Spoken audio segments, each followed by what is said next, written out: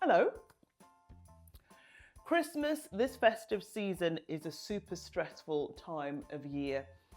I'm going to give you my top tips on how to prepare yourself physically, emotionally, mentally and spiritually to get through this festive season with ease, because we have a lot on our shoulders. So if you're feeling stressed, overwhelmed, just give me 5-10 minutes, take my tips away, share them with a friend. We are going to get through this together, okay?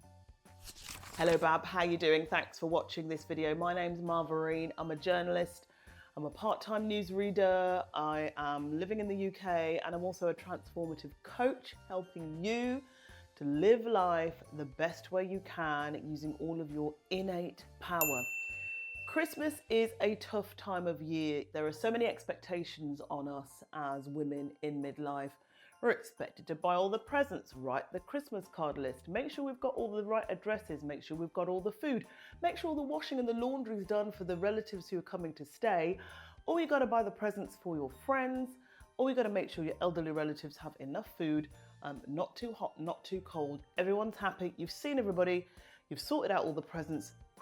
Where's the time for you? Well, when I've finished trying to salivate after my Christmas mince pie, let me tell you, first of all, the things that I'm going to do are to look after myself physically. So I have been dieting, I've been on the weight loss injections, I've been trying to eat healthier, but this time of year, okay, I'm going to allow myself the mince pie, all right? I'm going to allow myself the glass of port. I'm not going to go crazy. I'm not going to eat till my belly bursts. I'm going to find balance, but I am not going to be consciously dieting through this season. It's a little bit crazy. Boost your immunity in the best way that you can. Take some extra vitamins. Hopefully you've had a flu jab if you like to have it, or a COVID jab if you're vulnerable or if you just feel safer having it.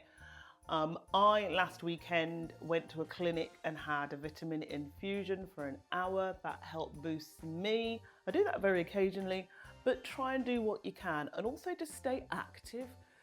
You're going to be running around doing a lot anyway, but stay active. If you can just go do a bit of walking, maybe do a bit of stretching. The Christmas decorations do help stretching to the top of the tree. YouTube yoga is really good. I love yoga with Cassandra. Anything you can do to keep your physical body moving, it may take the stress away. If any of these tips sound like things that you would do or you are doing or that are part of your routine, let me know in the comments. I do read them all and I reply to them all too. Emotional well-being is really, really important. And I think at this time of year, when we are missing people, we've got to validate our emotions. For me, I'm over trying to suppress them, trying to stop feeling that it's not happening, turning away from grief. I have learned that actually facing grief, particularly at this time of year, is really important, and acknowledging it.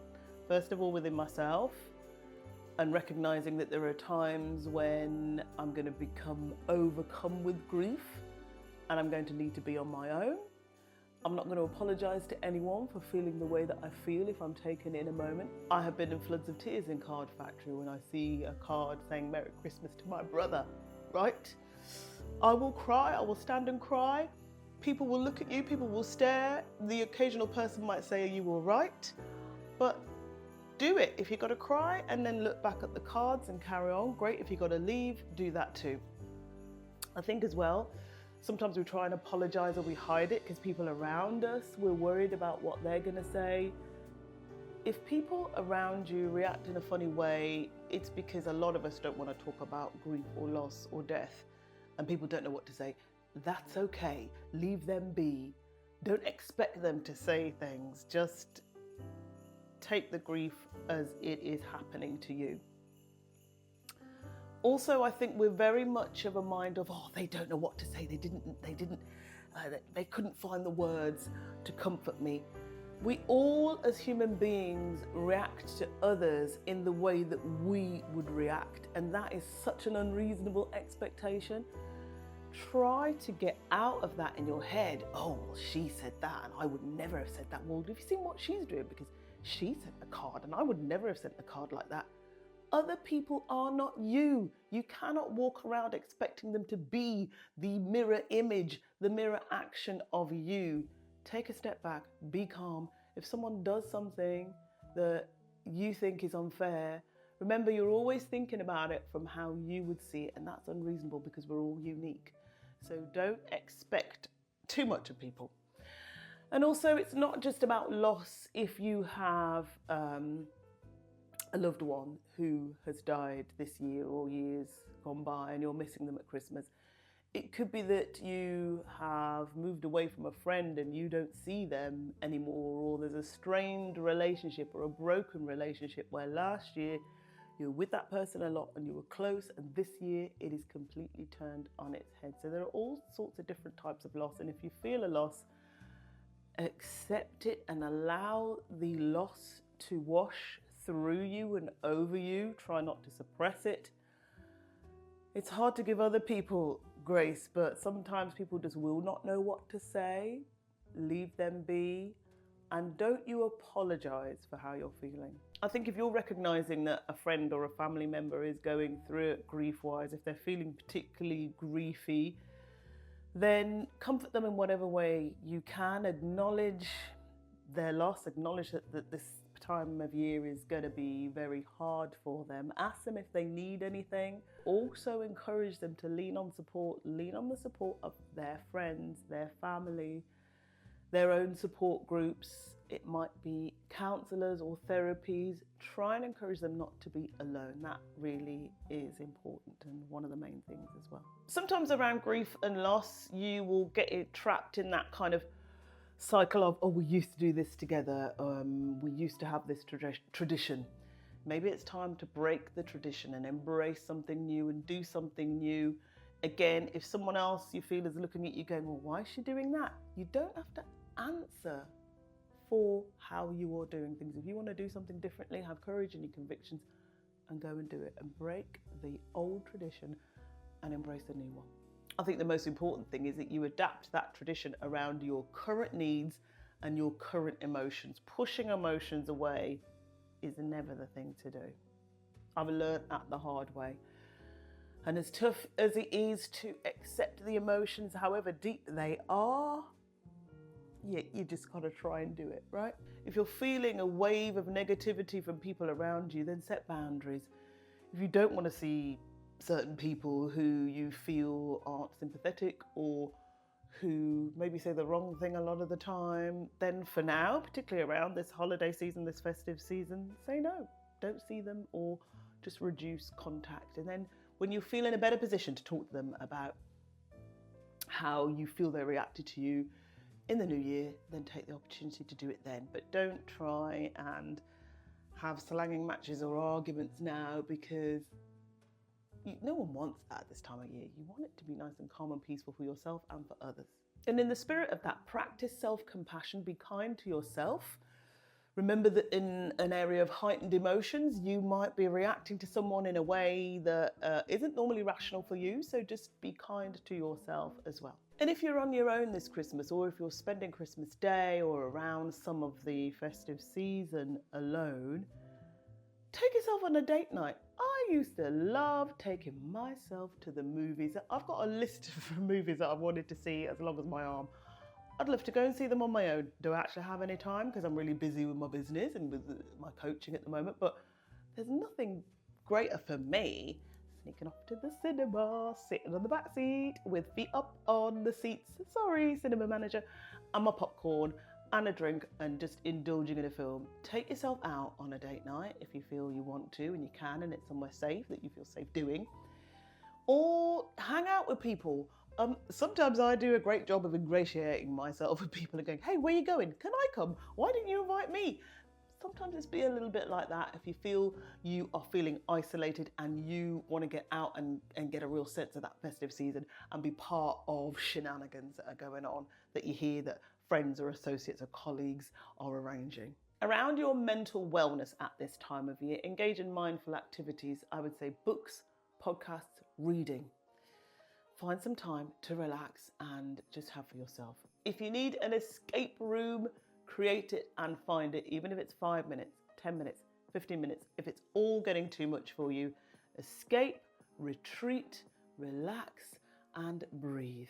Dr. Andrew Vile's 4-7-8 technique is good to help the stress slip away. Have you tried it? Breathe in for 4, hold for 7, breathe out for 8. I know when you're running around and things go wrong and you're like, crap, I didn't do that, and you are just down on yourself. Oh crap, I'm stupid, I messed this up. Well, is that you? Because definitely me. Stop being so hard on yourself. Give yourself grace. What is the worst that can happen? When the thing went wrong that you're, beating yourself over your head about, did anybody die? Did anybody get seriously injured? Did the world stop? No? Okay, so let's get over it. Let's rectify it. Let's move on, or let's leave it. Let's be calm.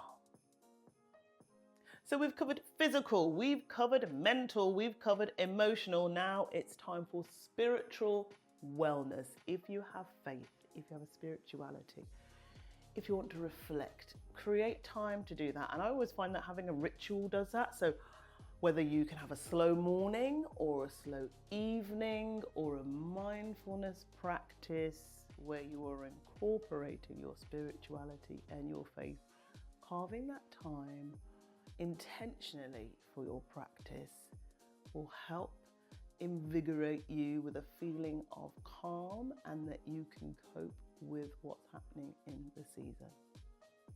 And also keep your eyes on the prize. Okay, there is so much happening in the festive season.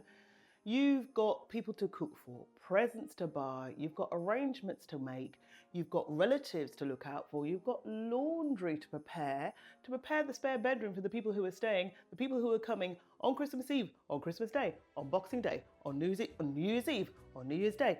There's a lot happening in the space of about 2 weeks. But remember, it's a short period of time. So keep your eyes on the prize. What do you want to do for 2025? What do you want to do for 2025? Put my teeth in. What do you want to change? Where do you see yourself by March 2025? Where do you want to be by June 2025? Get your journal out. Write down those goals, those mini steps that you're planning to take once everything is over. Don't forget, it's a short burst. Try not to be consumed by the, oh my God, oh my God, oh my God.